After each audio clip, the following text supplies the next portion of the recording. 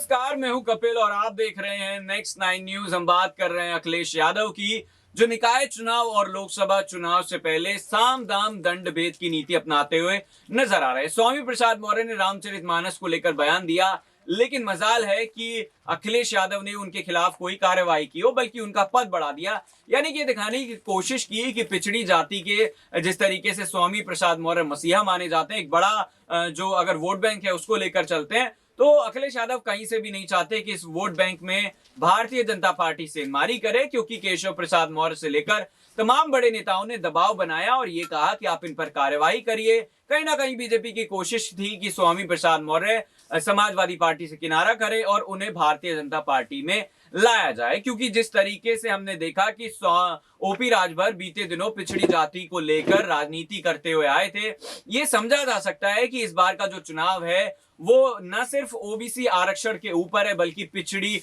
और तमाम ऐसी जो जातियां हैं उनके ऊपर ही किया जाएगा। क्योंकि जिस तरीके से हम देखते हैं कि मुस्लिम समाज कहीं ना कहीं समाजवादी पार्टी के पास पहले से ही है।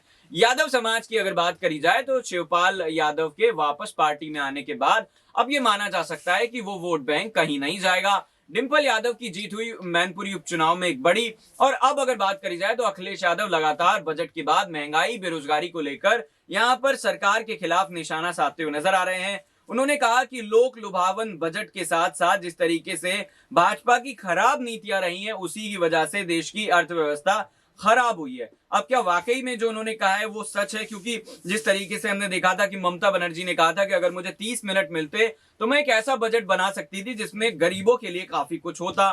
और अगर ऑक्सफैम इंटरनेशनल की रिपोर्ट की माने तो वो वहां पर कहा गया है कि भारत में 1% अमीरों के पास देश की 40% जो है वो संपत्ति है। और उन्होंने अंबानी अडानी का भी जो है वो एग्जाम्पल दिया। उन्होंने कहा कि जिस तरीके से 2014 में वादा किया था नरेंद्र मोदी ने कि महंगाई कम करेंगे, लेकिन फिलहाल न सिर्फ महंगाई कम हुई, महंगाई तो कम हुई नहीं है, बल्कि बेरोजगारी लगातार बढ़ती जा रही है। आपका क्या सोचना है अखिलेश यादव की इन बातों पर? कमेंट करके जरूर बताइए। देखते रहिए नेक्स्ट 9 न्यूज। नमस्कार।